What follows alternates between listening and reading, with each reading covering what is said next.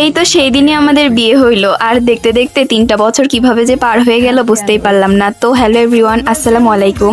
সেদিনে আমাদের বিবাহবার্ষিকী, আগের ভিডিওটা দেখেই বুঝতে পারছেন। তো এদিকে ভাবলাম যে আমার জমানো কিছু টাকা ছিল, তো আমার হাজবেন্ডকে একটু সারপ্রাইজ দেওয়া যাক।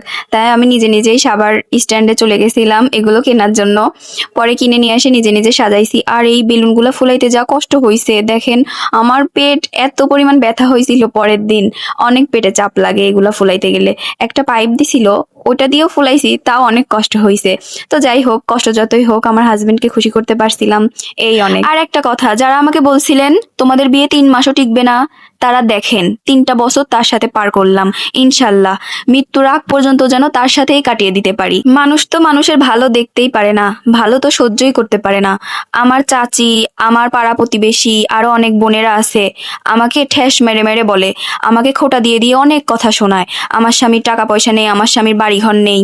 আল্লাহ চাইলে না সবকিছুই দিবে ইনশাল্লাহ। আমি আল্লাহ তাআলার উপর সবসময় ধৈর্য, সবসময় ভরসা রাখি। আর আল্লাহ কাউকে নিরাশ করেন না। আপনারা তো খুব বলেন তোর বিয়ে টিকবে না, তোর সংসার হবে না। আসলে আমি অনেক সুখে আছি আমার স্বামীর সাথে, আলহামদুলিল্লাহ। এই সুখটা সবার তো সহ্য হবে না, আর শকুনের দোয়ায়ও গরু মরে না। আমার স্বামী তো একটা ভালো একটা ছেলে, ওর মতো একটা ছেলেও হয় না, আমি আজ পর্যন্ত দেখিনি। কারণ ওর মধ্যে কোনো নেশাপানি নাই, ও কারোর সাথে বাজে আড্ডা দেয় না, ও গাঁজা খেয়ে বউদেরকে পিটায় না, আপনাদের স্বামীর মতো না। তো যাই হোক, অনেক কথাই বলতে ইচ্ছা করে, অনেক কিছুই বললাম না, সবকিছুই চাপা রাখি নিজের ভিতরে। আল্লাহ আমাকে অনেক ধৈর্য দিছে, আর ধৈর্যর ফল সবসময় মিষ্টি হয়। তো অনেক কথাই বলে ফেললাম। এদিকে আমার রুম সাজানো হয়ে গেছিল, তার জন্য অপেক্ষা করতে করতে রাত 9টা বাজছে আর কি।